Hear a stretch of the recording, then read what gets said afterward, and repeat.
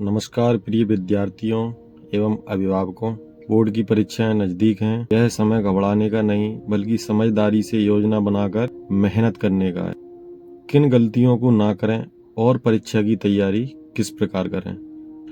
तो बच्चों, आपको सही योजनाबद्ध तरीके से पढ़ाई करने की जरूरत है। जिस प्रकार पूर्व की वर्षों में विद्यालय का बोर्ड परीक्षा परिणाम 100% रहा, उसी योजनाबद्ध तरीके से हम इस वर्ष भी प्रयास करेंगे। आप पढ़ाई का समय तय करें, सुबह और शाम को समय निर्धारित रखें।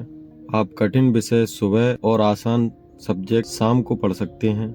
जो भी आपको स्कूल में पढ़ाया गया है, अब उसको दोहराने की जरूरत है, क्योंकि जो पढ़ा गया है अगर उसे दोहराया नहीं गया तो दिमाग उसको स्थायी रूप से याद नहीं रखता। इसलिए रिवीजन अनिवार्य है। अगर आप लिख लिख कर रिवीजन करेंगे तो वह और भी आसान होगा, क्योंकि बोर्ड परीक्षा में आपको लिखकर ही देनी है और इस पर विद्यालय में भी जोर रहता है।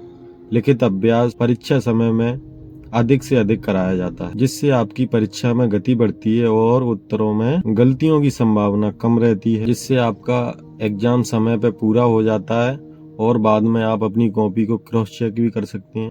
तो सही समय पर सही काम करें, यानी कि डिसिप्लिन के साथ। तो आजकल शॉर्ट वीडियो या वीडियो से कब घंटों निकल जाते हैं, तो मोबाइल का यूज नहीं करना है और पढ़ाई से पहले तो बिल्कुल नहीं।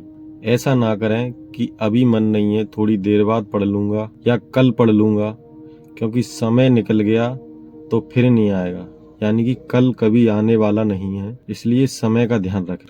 तो आपने जो समय तय किया है उस पर पढ़ें और आप 40-45 मिनट के बाद 10-5 मिनट का ब्रेक भी ले सकते हैं। आपको सभी विषयों को समय अनुसार पढ़ना है, ना कि एक ही विषय को दिन भर पढ़ते रहना। स्कूल की भूमिका परीक्षा समय में बहुत महत्वपूर्ण रहती है।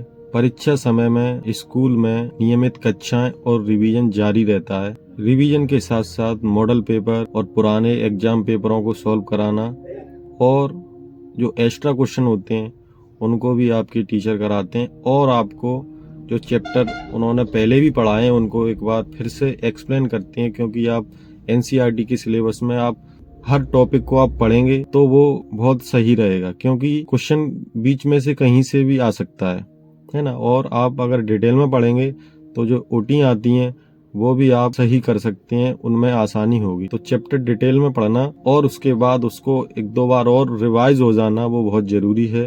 तो सकारात्मक और अनुशासित माहौल के साथ विद्यालयों में शिक्षकों के मार्गदर्शन में लिखित अभ्यास सही दिशा देता है, जिससे मेहनत व्यर्थ नहीं जाए। परीक्षा समय में अभिभावकों की क्या जिम्मेदारी रहनी चाहिए। तो डियर पेरेंट्स, बच्चों के मोबाइल के उपयोग पर निगरानी रखें, समय से सोने, जागने और खाने का ध्यान रखें। आप उनसे रोज पूछ सकते हैं आज क्या पढ़ा, कहाँ दिक्कत आ रही है या पढ़ाई कैसी चल रही है। और बच्चों पर अतिरिक्त दबाव ना डालें। घर का माहौल शांत वातावरण बनाए रखें। एक बात समझने वाली कि परिणाम चाहे जैसा भी हो, बच्चे का साथ देना सबसे बड़ी सफलता है। धन्यवाद।